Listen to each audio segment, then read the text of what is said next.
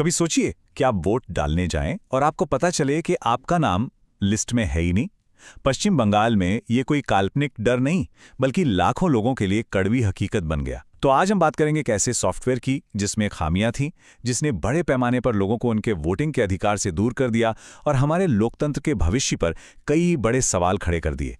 देखिए, इस संकट ने किसी को नहीं छोड़ा, चाहे वो किसान हो, टीचर हो या फिर हाईकोर्ट के एक रिटायर्ड जज जस्टिस शाहिदुल्ला मुंशी ही क्यों ना हो।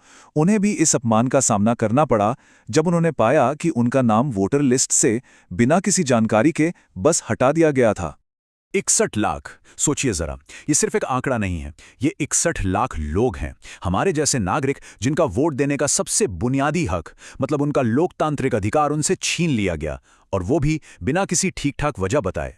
और अगर कुल मिलाकर देखें तो 1 करोड़ 21 लाख से ज्यादा वोटर्स पर इस पूरी प्रक्रिया का सीधा असर पड़ा, यानी राज्य के हर 6 में से 1 वोटर।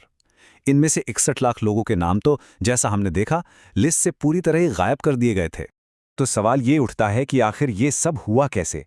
इस पूरी गड़बड़ी की जड़ में एक प्रोसेस थी जिसे कहा गया विशेष गहन पुनरीक्षण या SIR, और एक ऐसा सॉफ्टवेयर जिस पर भरोसा करने से पहले किसी ने भी उसे ठीक से जांचना जरूरी नहीं समझा।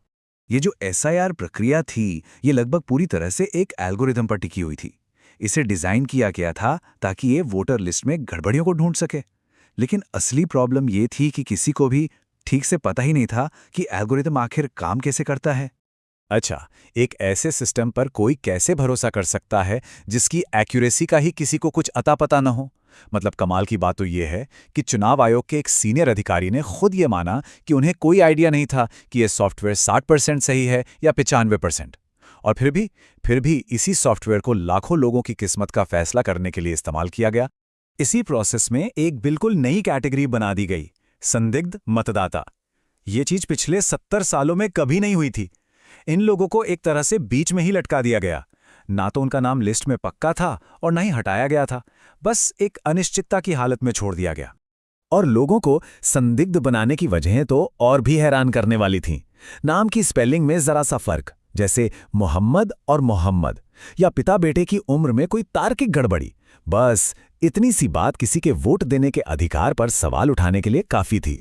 इस सिस्टम में कितनी बड़ी खामी थी, इसका अंदाजा तब लगा जब एक टेक्निकल ग्लिच की वजह से पश्चिम बंगाल के सभी 7 करोड़ वोटर्स को एक ही झटके में संदिग्ध मार्क कर दिया गया। और हैरानी की बात यह है कि एक छोटे-मोटे फिक्स के बाद उसी सिस्टम को दोबारा काम पर लगा दिया गया।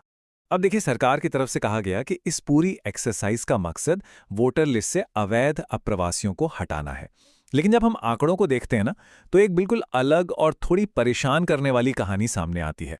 नेताओं ने पब्लिक में कहा कि 1 करोड़ से ज्यादा अवैध वोटर पकड़े जाएंगे, जिससे इस पूरे प्रोसेस के लिए एक साफ राजनीतिक नैरेटिव सेट हो गया। पर क्या जमीनी हकीकत भी यही थी? डेटा ने तो सरकारी कहानी से बिल्कुल उल्टी बात बताई।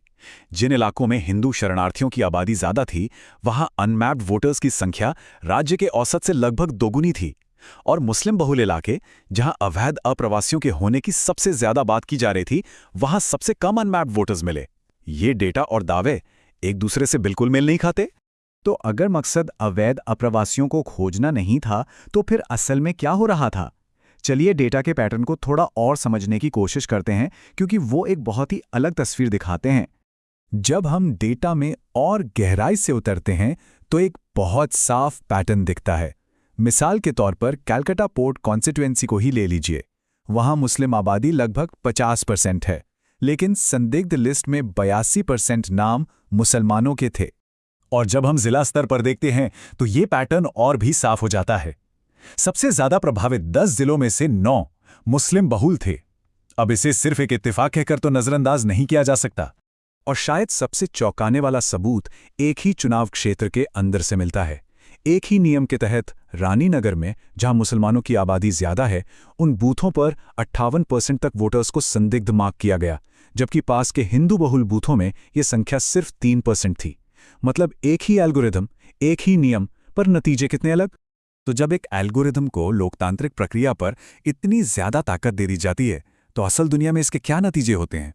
ये सिर्फ नंबरों का खेल नहीं है, ये लोगों की जिंदगी और उनके अधिकारों का सवाल है।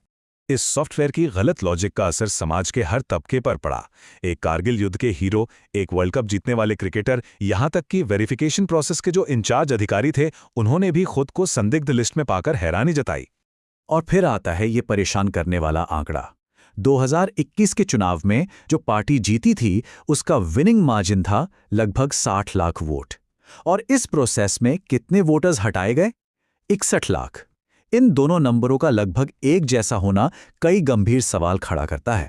इसका मतलब साफ है, राज्य की 294 में से 234 सीटों पर हटाए गए वोटर्स की संख्या पिछले चुनाव की जीत के अंतर से कहीं ज्यादा है।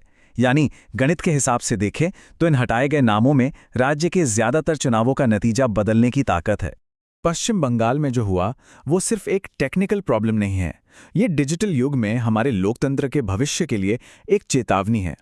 और ये हमें एक बहुत ही बुनियादी सवाल पूछने पर मजबूर करता है, क्या हम एक ऐसे भविष्य की ओर बढ़ रहे हैं जहां हमारे वोट देने के अधिकार का फैसला कोई इंसान नहीं बल्कि एक ऐसा एल्गोरिदम करेगा जिसके बारे में हम कुछ नहीं जानते?